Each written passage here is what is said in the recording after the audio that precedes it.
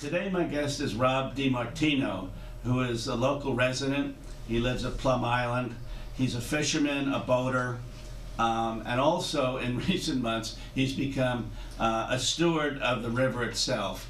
There's dozens of people now who are working to ensure that the river gets a little cleaner, and Rob is one of them. So Rob, thank you very much for being with us today. Thank you, Dyke. And could you talk, what is your profession, Rob, and how did you become involved in trying to create a cleaner river? Sure. I'm an insurance retirement income and retirement accumulation professional in the insurance industry. I had met Art Courier several years ago and his son, Chris, and I've been interested in some of the work that Art has done over the years. We got talking about his recent efforts with making the Merrimack River a healthier environment for everybody. Mm-hmm. Because I'm an avid fisherman and boater, I live right on Plum Island. I boat on the river and fish in the river. It was very important to me and interesting of some of the efforts that he's working on. Well, I always love acronyms, and there is a new acronym for me. It's ACES. It's the Alliance of Climate and Environmental Stewards. I believe you're a part of this, and this is, again, concerned with the health of the river. Can you talk about what ACES does and how you're bringing different people together to talk about the challenges? Sure.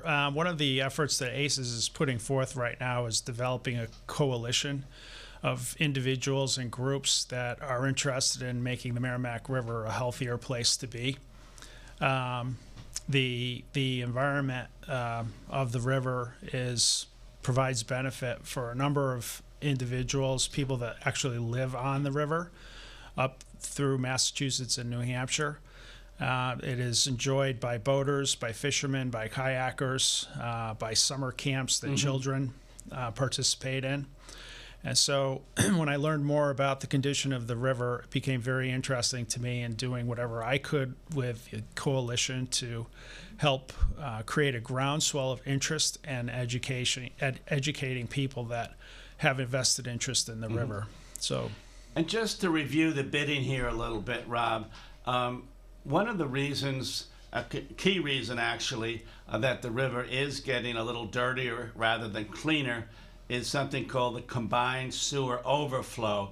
Can you talk about what that is? I believe that is when sewage treatment plants upriver can't absorb all the rainwater and sewage, and then bad things happen. Sure. The original design of the water treatment plants up and down the Merrimack River were designed to handle a certain volume of waste.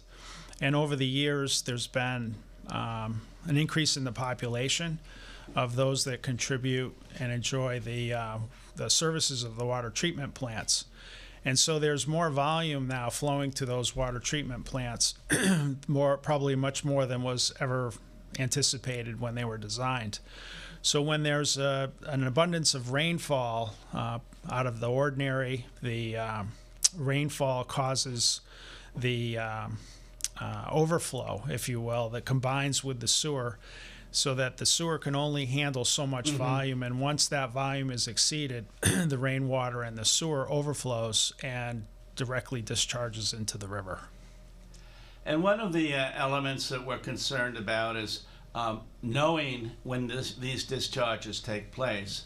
As I understand it, frequently discharges occur up the river, and this goes up to Manchester, New Hampshire, and Lowell and Lawrence and Haverhill. At present, the laws are, I wouldn't call them lax, but let us say indeterminate when it comes to what sewage plant managers have to tell people and when they can alert them. It seems to be a challenge. Are you folks looking into that concern? Yeah, we certainly are. I found out last week that there is a notification system that goes to the different towns along the river once the combined sewer overflow reaches a certain level. There's notification that goes to those towns, but in terms of public communication, there's a tremendous amount of opportunity, I think, to inform the public when that happens, and that doesn't happen today, as I understand it. Yeah, I think one of the challenges is because I went to a meeting of the Watershed Council several weeks ago in Manchester, New Hampshire. And number one, we have New Hampshire as well as Massachusetts, so one law isn't going to do it. And secondly, I think a lot of sewage plant managers would like to do better, but frequently the money isn't there. Now, years ago, in the early 70s, the Clean Water Act came along, and that was pushed along by Senators Muskie and Mitchell of Maine. And my tie actually has Maine is great on it because I lived in Maine for many years, and I knew both of them. But, that was a golden era, and there was federal money at the time. Rob, is there federal money out there now? I mean, is this something that people can think about? Well, maybe the feds can help along with this program. I think there's plenty of money. The question is, has it been allocated to this cause? I think the answer to that is no right now. As I understand it, there are laws in place to make the water clean. And every time that the attempt is made to do that, there is budgetary funding of the municipalities that is inadequate to cover the costs for improving the capability of the water treatment plants. And so I think the awareness level of this problem needs to be communicated out to a large number of people. That's what the coalition is designed to do, to raise the awareness level, let everybody know that this is a serious problem for all of us and that we need to do something about it. I think once there's a critical mass of individuals and groups that are interested in this, that'll raise the awareness level and create a situation where both the municipalities and the federal government will have to do something and allocate funds to I these know some of our local reps, including James Kelcourse and others, have been helpful in looking into this. In fact, Jim's father has been on the river his whole life. As you probably know, he runs a shop along the river. But has Seth Moulton, who is the congressman for Newburyport in this area, I notice he's in New Hampshire and South Carolina frequently, but still I ask, is he apprised of this problem, and has Congressman Seth Moulton been looking into this? My understanding is yes, but I'm not very familiar with what's been communicated and in what degree.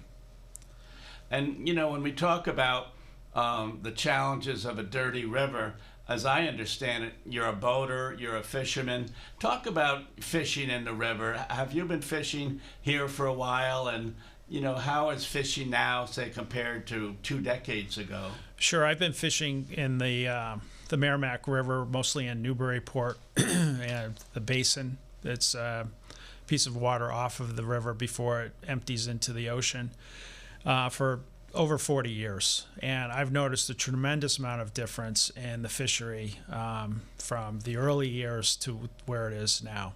There were times where smelt were very prolific in the basin and in the river. I haven't seen smelt for years.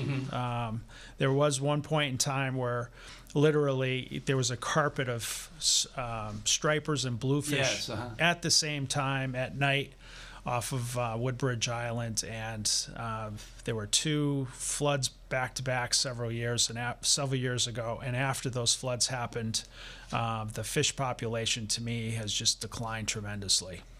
One of the stories from the old days is sturgeon. I mean, if you look back in the 18th and 19th centuries, there were sturgeon around. Did you ever catch a sturgeon here on the river? I've never caught a sturgeon. I've seen sturgeon being landed in the mouth of the river. Really? I've also seen sturgeon jump out of the water, full body show, 360-degree spin, and then re-enter into the water.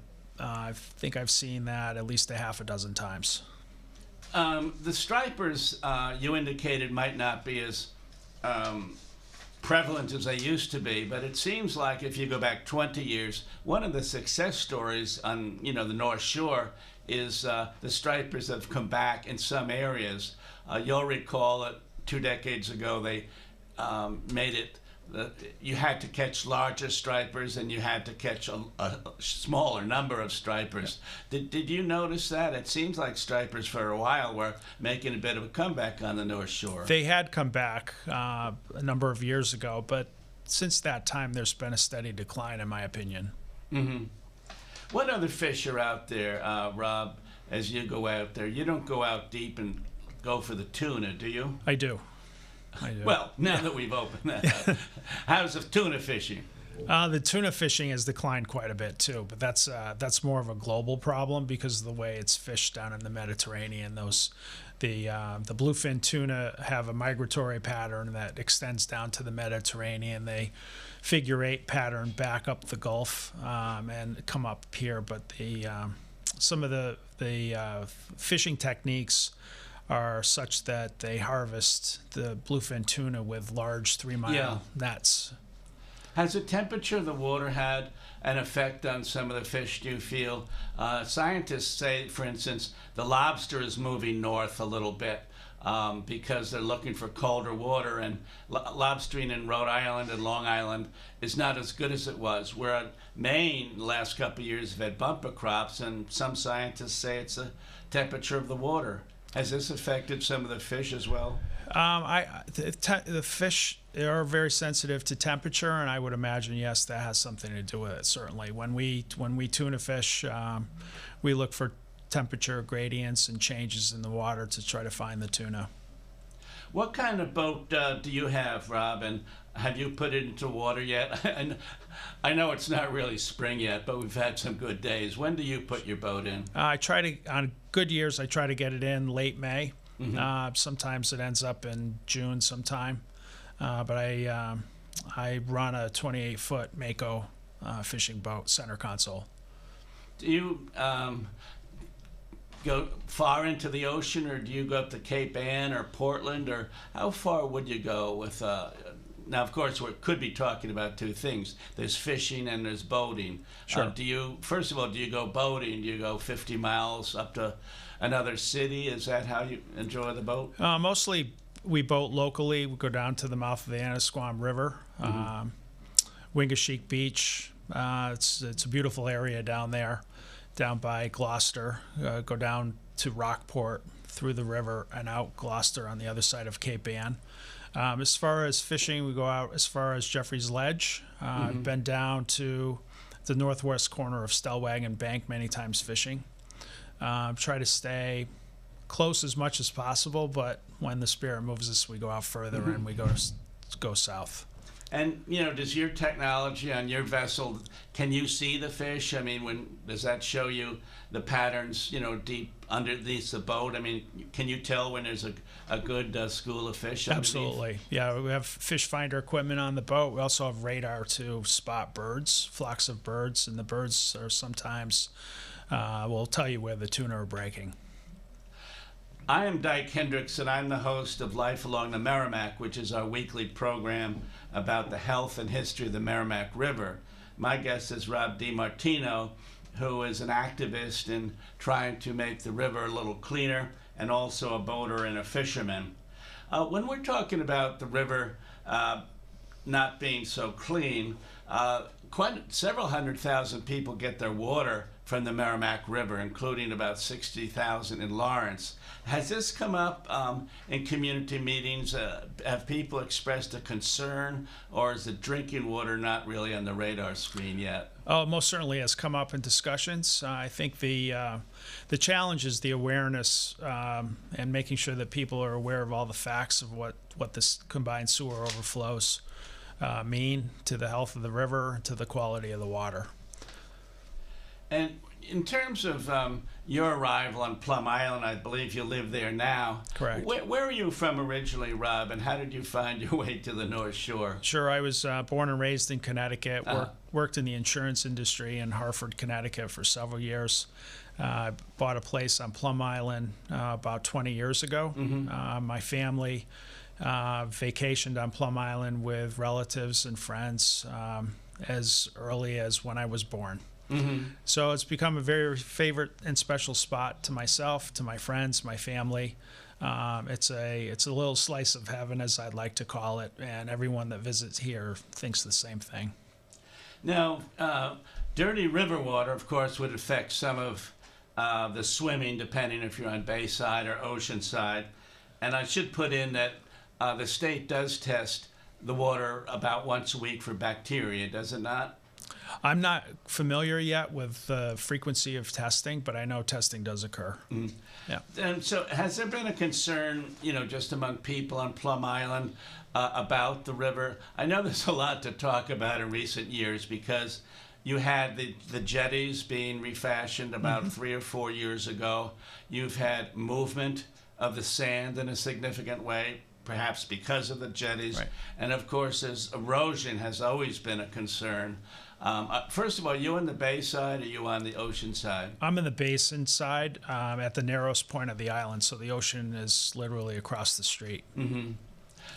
Has that been a concern since you've been down there? I mean, those of us who live far away always talk about, well, those poor folks on Plum Island with the erosion. On the other hand, if you lived on Plum Island, it's a great place to live. Right. And so is that, of concern of people on the island, first of all, the cleanliness of the river and then perhaps the erosion? And I don't think anyone knows fully what to do about the erosion, but just talk a little about the cleanliness and then the erosion as issues. Sure. I think from a cleanliness standpoint, I think everybody that lives on the island and surrounding areas is always concerned, but I think the understanding, the knowledge level is of varying degrees. I certainly, for one, didn't realize the extent of the pollution that's occurring upriver. I think it was a couple of years ago when the floods occurred, there was visible debris that came down the river, including cows and filtration plates that ended up inside the basin and on the shore on the other side of the ocean, as well as all kinds of other medical debris. Well, there was an outbreak of syringes for a while. I don't know if they got this far down, but there's been concern about that. I mean, that really has been shocking. Yeah, I've seen them. I haven't seen them in the past couple of years, but I think that was the result of the floods that happened, which is part and parcel of the combined sewer overflow that we talked about. I think one of the elements that makes this topical is that climate change, according to the science, is having an effect on how much rain we're getting and how it's frequently in very strong bursts. And so, if you had slow, sustained rain over a period of time, the sewage treatment plants might be able to absorb it. But when we get downpours and frequent downpours, that is when I think it's becoming a greater challenge. So that is a topical issue, isn't it, Robin? In the case that our climate's changed, well, I'll say the weather rather than the climate. The weather's changing a little bit, and that's putting pressure on these treatment plants. Yeah, I agree. I think it's a combination of climate change as well as the increase in population of those that are actually using the water treatment plants along the river. So I think those two things combined are helping to create this problem. And as things go along, I think your organization is trying to go step by step, as Art Currier said. And one of those things, I think, is going over some of the documentation about these release decrees that said you can release so much and at what times. And so that probably would be useful to know.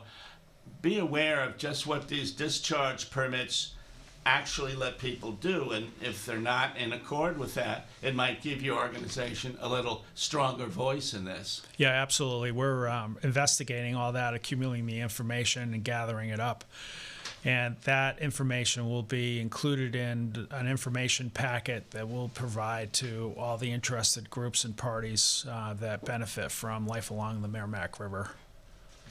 Do you have the ACES group, and I'll repeat that since I love acronyms, I just can't remember them half the time.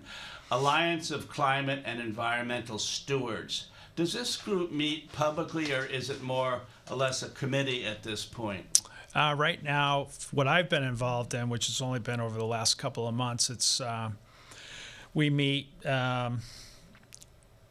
not publicly but privately and figure out what it is that we need to do to develop the coalition to identify the different interest groups and people that benefit from living on the Merrimack River and the waterways.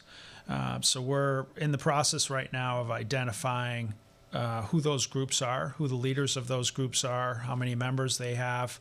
As recently as this morning, we talked about the various Rotary clubs and identifying individuals within those clubs that have a vested interest in the river and are interested in cleaning it up.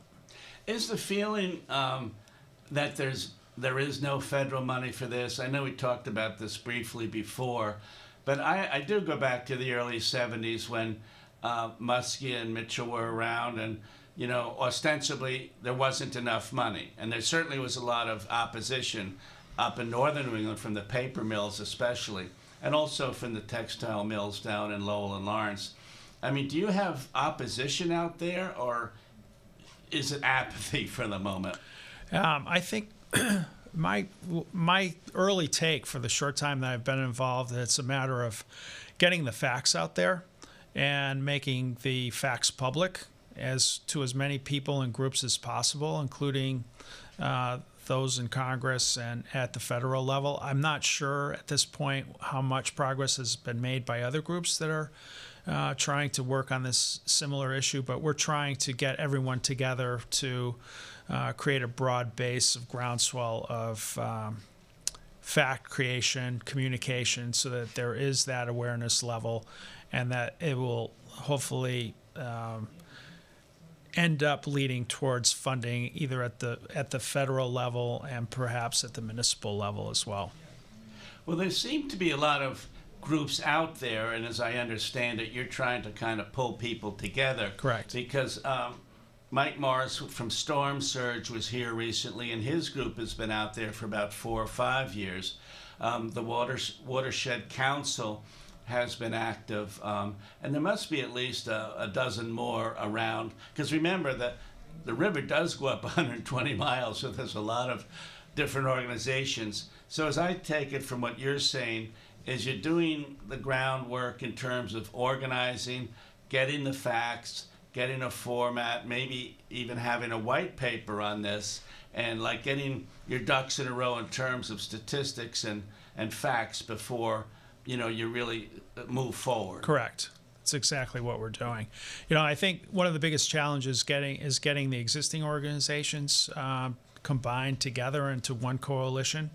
I think there's more influential power in getting the groups to all work in the same direction for the common goal, rather than having separate, not so much agendas, but different ways to go about it. So if we gather together as a group, I think we're going to be more powerful and more successful in getting the word out there. My guest is Rob DiMartino, and he is a member of ACES, which is a group working to find ways to clean up the Merrimack River. Does the Environmental Protection Agency, have you been working with them, or at least, have they have a conscious awareness of the river and your concerns about it? As I understand it, the EPA has been involved for a number of years. They're aware of the problem.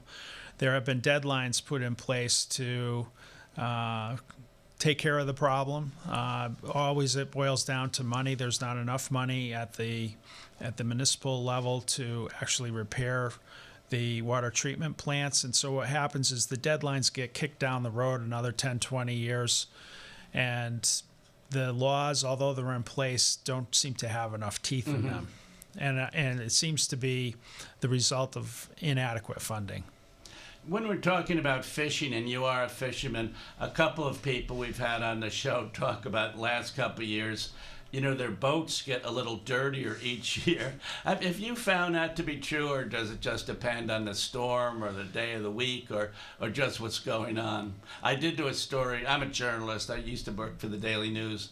And I did one story on a young college kid who started a business of scrubbing people's boats as they were at their moorings or at the dock. So he evidently was onto something. Have you found your vessels are getting a little dirtier each year? I haven't noticed a significant difference. It always ends up dirty one way or another to different degrees. It depends on the weather. It depends on the condition of the river. Because I do think it changes over time, but I haven't noticed. That hasn't been a telltale symptom for me.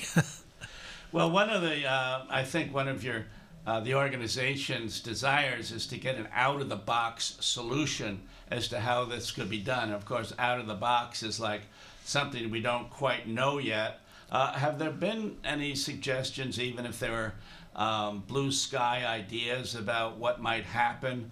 Would fishermen get together with homeowners and, maybe write a letter to congressman or something like that? Are there ideas out there, even if you don't know if they'll work? Have you blue skied any thoughts?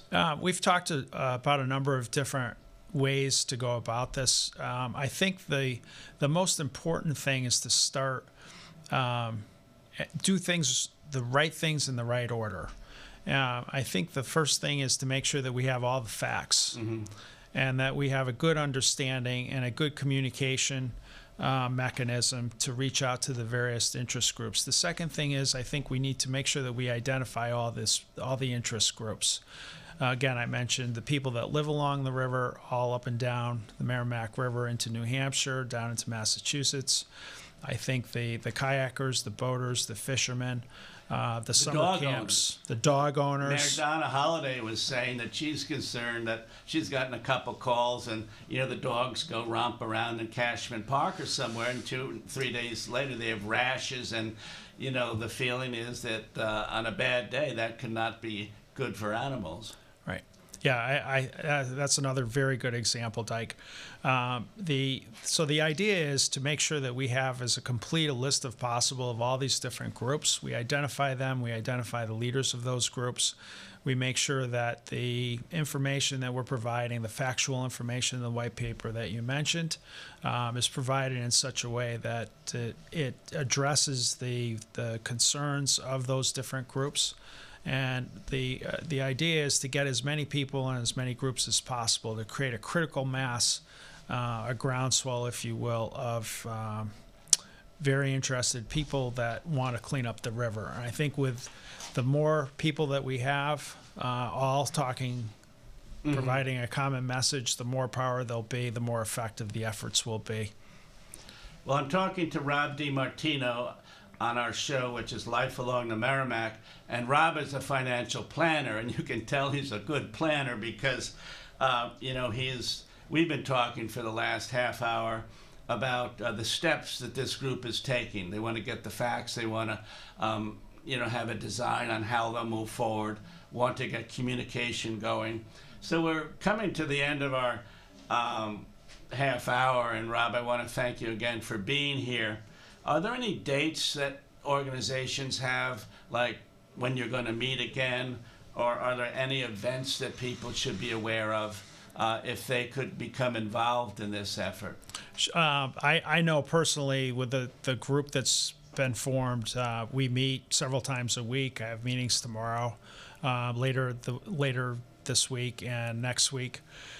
We're just in the beginning stages of forming this coalition and identifying the different groups. It's a big problem. Are you folks optimistic? I mean, it sounds like you're really getting at this a couple times a week. I mean, some groups, as you know, meet once a month, but you seem to really be going at this. Do you have a sense of optimism that improvement can be brought forward? Yeah, I'm very optimistic. The people that are a member of the coalition right now are professionals, some retired, some not retired. We've got a very, very impressive group of people that know how to organize, know how to manage, know how to project manage, know how to execute, know how to lead most of all, I think. And given the people that I've met, I think I'm personally very optimistic about this being a success. Well, this has been a great half hour, Rob, and I thank you very much. We're coming up to the end of our time. The program is Life Along the Merrimack, where we talk about the history and health of the river. And right now, many people are concerned about the health of the river. Years ago, in the 70s, it got a little cleaner. Right now, we're having more difficulty. So we will be back again next week at 2 o'clock. And, please, one thing that people say is, keep reading about this and get ready to vote if there's ever a good time. So, Rob, I want to thank you again for being here, and we'll see our listeners and our viewers next week. Thank you very much. Thank you.